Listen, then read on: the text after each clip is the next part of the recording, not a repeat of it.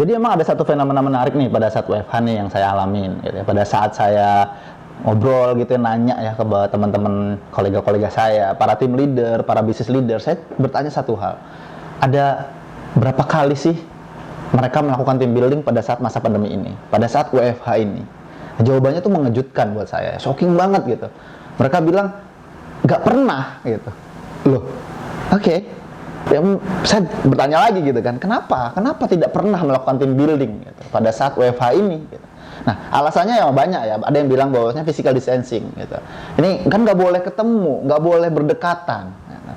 Lalu ada yang bilang juga soal ya ini ya, hemat budget gitu ya.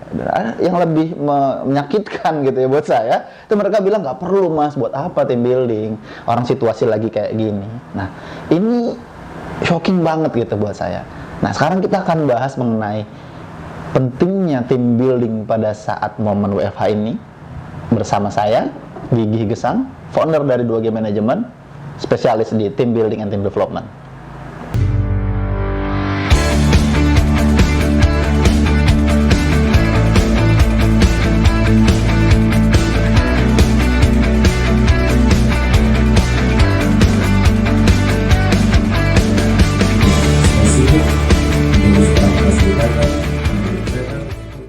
Tadi sudah saya bahas sedikit ya soal ya, keresahan ya, soal hal yang menarik gitu, fenomena menarik soal tidak pernah dilakukannya team building ya. Itu saya selalu nanya kenapa gitu.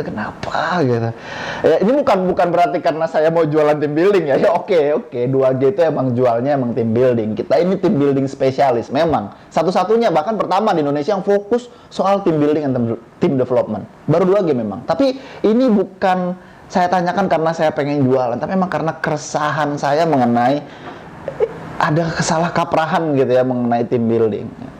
Nah ini kita coba lihat situasinya deh ya. Situasi sekarang itu kan lagi WFH nih ya gitu. Ada sebuah momok sangat besar, kejadian sangat luar biasa di di tahun 2020 ini soal COVID-19 gitu. Ini merubah peri kehidupan kita termasuk pekerjaan, termasuk bagaimana kita melakukan pekerjaan. Ada WFH ya. Ada working from home, kita dipaksa loh. Dipaksa. Remote working itu memang bukan sebuah hal yang baru ya. Dari tahun 1970 sudah ada itu soal teori-teori bagaimana melakukan remote working yang benar ya. Tapi kita ini dipaksa sama keadaan ya. Karena kita tidak boleh ketemu, kita tidak boleh berdekatan. Jadi kita dipaksa untuk bekerja saling jauhan bahkan dari rumah. Nah, ini kan merubah semuanya. Merubah semuanya konteks bisnis kita gitu.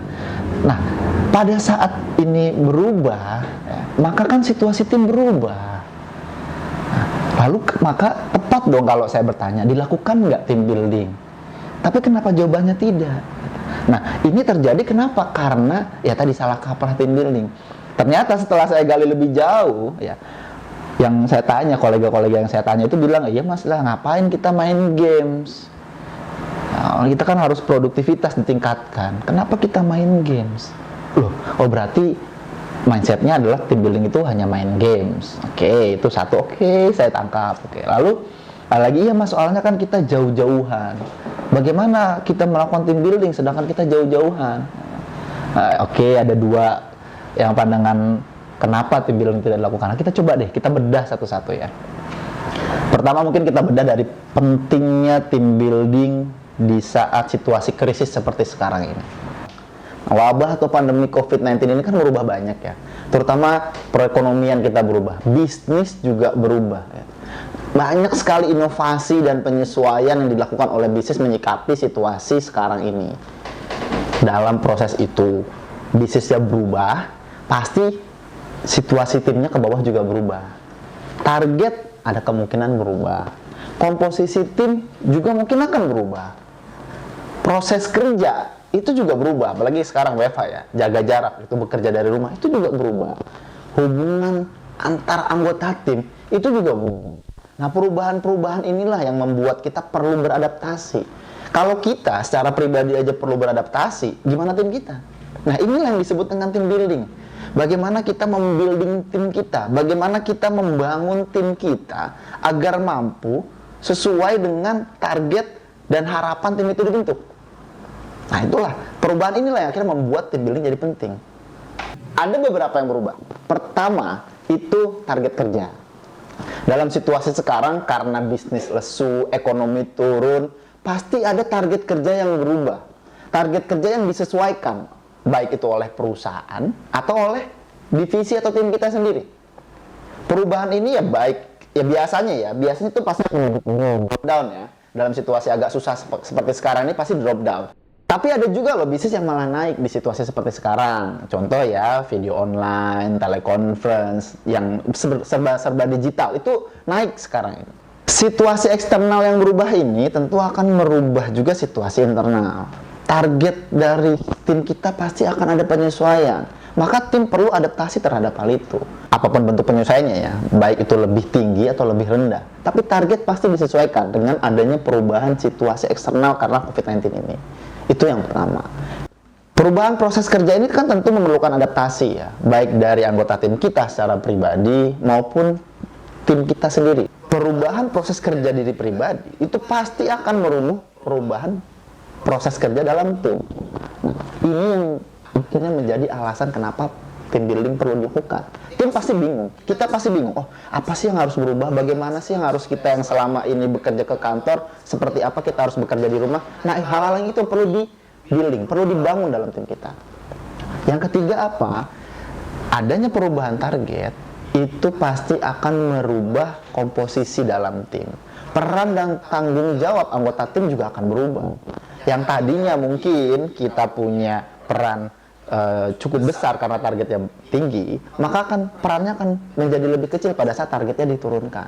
Begitupun mungkin komposisi tim, yang tadinya kita ada, ya walau alam semoga tidak terjadi, anggota tim kita tapi karena ada situasi WFH ini, harus ada efisiensi menjadi 3 orang.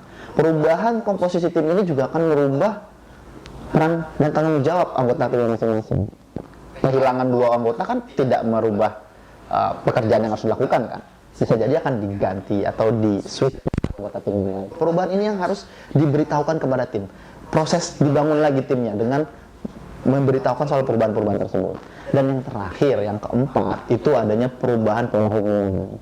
Yang selama ini kita mudah ya melakukan hubungan antar anggota tim ya. Kita masuk kantor bisa say hi setiap pagi, siang bisa chit-chat sambil makan. Sekarang tidak bisa, semuanya bekerja berjauhan dalam rumahnya masing-masing. Proses menentukan bentuk tim yang tepat menyikapi perubahan yang terjadi karena COVID-19 ini, itulah yang disebut dengan team building. Tadi kita sudah bicara ya, ada 4 hal yang mendasari kenapa team building itu penting dalam situasi COVID-19 ini. Nah sekarang kita berubah nih, kita berbicara soal apa sih itu team building. Nah proses merubah tim itu, membentuk tim itu, menyikapi perubahan, itulah yang disebut dengan team building. Ini yang sering kali salah kaprah nih. Seperti yang tadi saya ceritakan di awal ya, bahwasanya saya tanya nih kolega-kolega saya bahwa melakukan team building nggak sih dalam situasi ini? Ternyata enggak, padahal ternyata mereka melakukan. Ternyata mereka merubah tuh, targetnya dirubah, proses kerjanya disampaikan dengan protokol-protokol pelaksanaan WFH, bagaimana pola hubungan tim dilakukan dengan adanya meeting online, teleconference, dan segala macamnya, itu dilakukan. Padahal itu team building, tapi tidak disadari itu team building. Nah, karena apa? Karena seringkali ada salah paham nih, team building itu dimaknai hanya kegiatan 1-2 hari di luar, ya, offsite dari kantor, lalu dengan kegiatan main-main, ya, dengan kegiatan games-games team building, nah biasanya dianggap hanya seperti itu. Padahal sejatinya team building itu adalah sebuah filosofi. Team building itu adalah sebuah proses. Proses kita selalu membentuk dan membangun tim kita nih menyikapi perubahan-perubahan yang ada. COVID-19 ini hanya salah satu perubahan yang terjadi. Padahal bisa jadi setiap bulan itu ada perubahan. Bulan ini ada orang yang keluar, maka tim kita berubah, tim building lagi.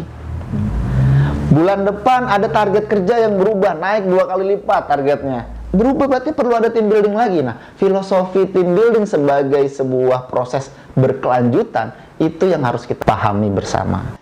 Kalau situasi WFH ini memang membuat kita memerlukan proses team building, maka setelah WFH nanti, setelah kita kembali bekerja di situasi new normal, maka perlu ada penyesuaian lagi. Kita perlu melakukan team building lagi. Oleh karena itu kita harus pahami team building itu adalah sebuah proses berkelanjutan yang memang perlu dilakukan secara terus-menerus. Nah pertanyaannya, bagaimana kita bisa melakukan team building yang efektif kalau kita tidak punya kemampuan untuk membuilding tim kita. Bahasan itu akan kita bahas di video berikutnya. Salam dari saya.